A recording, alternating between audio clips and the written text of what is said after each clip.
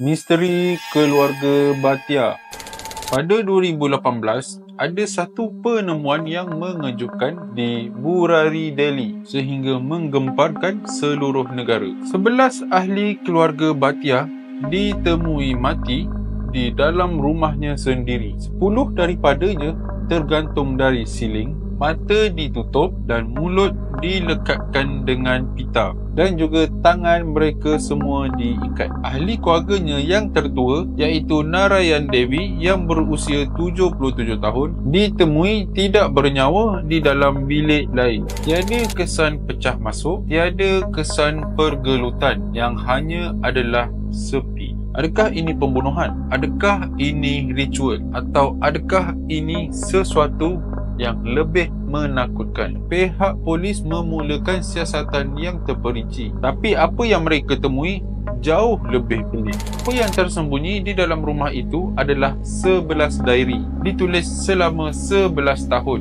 Diary ini mengandungi arahan yang terperinci mengenai ritual, meditasi dan cara mencapai penyelamatan jiwa. Siapa penulisnya? Lalit Bhatia, anak bongsu keluarga itu. Selepas kematian bapanya, Lalit mula mempercayai bahawa bapanya itu berhubung melaluinya. Lalit mula percaya bahawa roh bapanya berhubung dengannya, memberikan panduan untuk memimpin keluarga itu untuk pencerahan rohani. Apa yang bermula sebagai ritual biasa bertukar menjadi sesuatu yang lebih gelap. Catatan terakhir di dalam diary itu menerangkan dengan terperinci ritual yang perlu dilakukan untuk mencapai penyelamatan. Tetapi ini bukan ritual biasa. Keluarga ini percaya dengan melakukan meditasi tergantung, mereka boleh mencapai tahap rohani yang lebih tinggi, dan roh ketua keluarga mereka yang akan datang menyelamatkan mereka.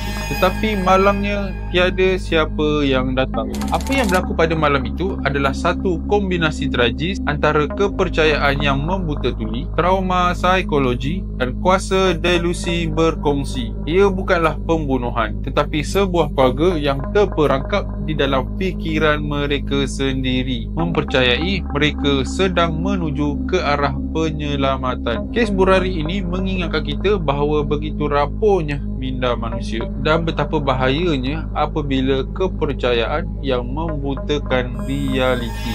Ia adalah misteri yang menghantui, tetapi yang paling menakutkan, ia boleh berlaku kepada sesiapa sahaja. So guys, kalau korang berminat lagi untuk mendengar cerita-cerita jenayah yang sungguh kejam dan juga cerita-cerita paranormal yang menyeramkan, korang jangan lupa like, komen, share dan juga follow saya di Shimo Sashimi. Okay? Assalamualaikum.